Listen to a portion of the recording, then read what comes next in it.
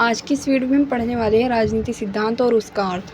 तो आज की इस वीडियो में हम राजनीति सिद्धांत का अर्थ, राजनीति सिद्धांत, उसका महत्व क्या है, ये सब हम आज की वीडियो में पढ़ने वाले हैं। तो शुरू करते हैं आज की वीडियो। सिद्धांत शब्द की उत्पत्ति यूनानी ग्रीक शब्द धियोरियो से हुई है। यूनानी ग्रीक का एक शब्द धियोरियो है।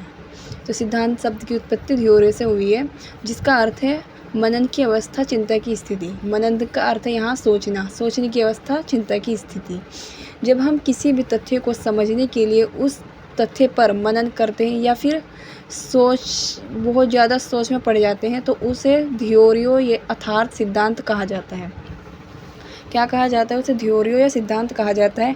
केवल किसी भी सिद्धांत या किसी विचार अवधारणा का वर्णन या उसके लक्ष्यों के बारे में कोई विचार करना या सुझाव देना ही सिद्धांत नहीं है, बल्कि सिद्धांत में किसी विचारक को उस विषय के संदर्भ में संपूर्ण जानकारी, उसकी समझ, उसकी सोच, उनका अनुभव, तथ्यों का वर्णन, व्यवस्था, लेखक का इतिहास, बोध, लक्ष्य शामिल होता है, जिनको ध्यान में रखकर उस विचारक में किसी सिद्धांत का प्रतिपादन किया है।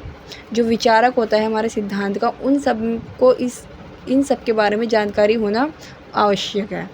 तो अब हम पढ़ेंगे राजनीति का अर्थ। तो राजनीति शब्द दो शब्दों से मिलकर बना है, राज और नीति। राज का अर्थ है शासन और नीति का अर्थ है ये। अभी हम देखेंगे राज का अर्थ है शासन, ठीक है। तो नीति विशेष द्वारा शासन करना या विशेष उद्देश्यों को प्राप्त करना राजनीति कहलाती है। वही नीति उचित समय और उचित स्थान पर उचित कार्य करने की कला। एक उचित समय और उचित स्थान हो और उस पर जो कार्य किया जाए तो उस कला को हम नीति कहते हैं।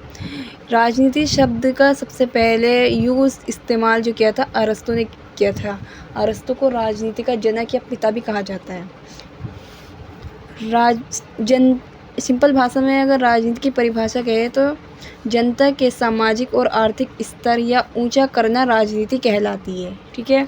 आगे देखेंगे हम राजनीति सिद्धांत क्या है।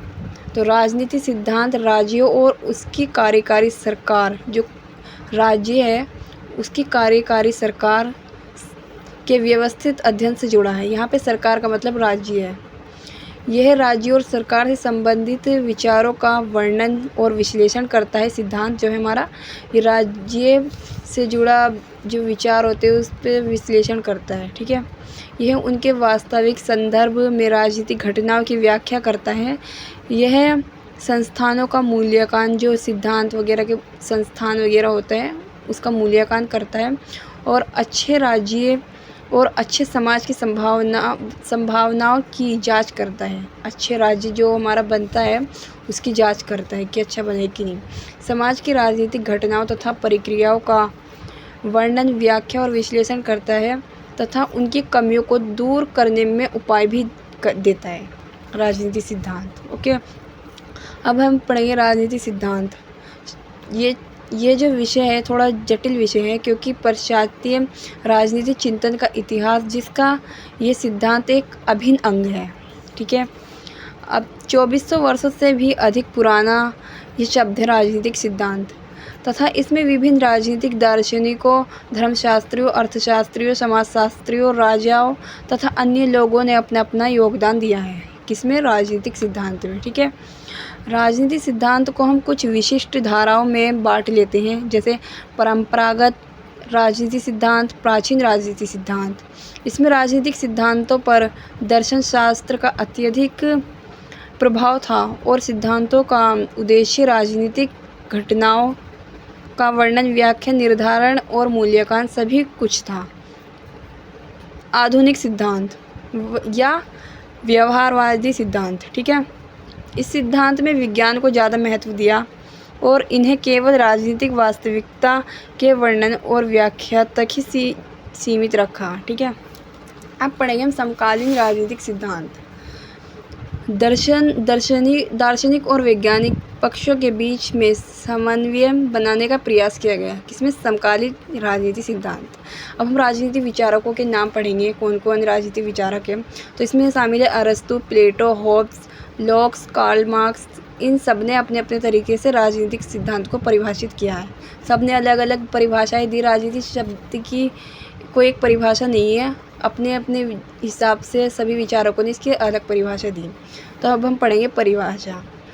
सर्वसाधारण स्तर पर राजनीतिक सिद्धांत राज्य सरकार से संबंधित ज्ञान है, जिसमें राजनीतिक का अर्थ है सार्वजनिक हित के विषय तथा सिद्धांत का अर्थ है क्रमबद्ध ज्ञान। ठीक है।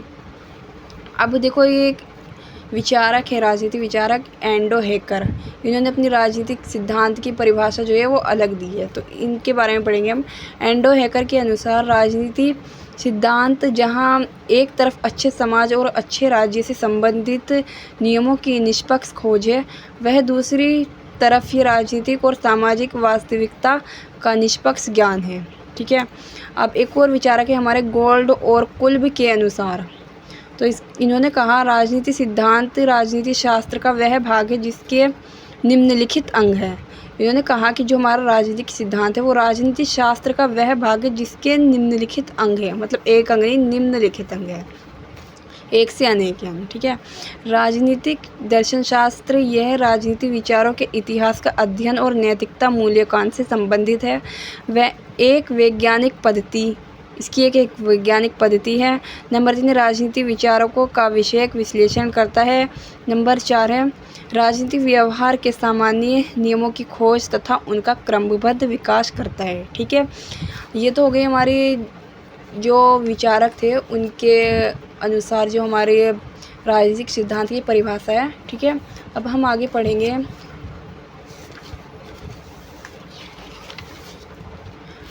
राजनीति विज्ञान विषय वस्तु एवं कार्यक्षेत्र। ये हम नेक्स्ट वीडियो में पढ़ेंगे। Okay, thank you. चैनल को सब्सक्राइब कर देना। Okay, bye.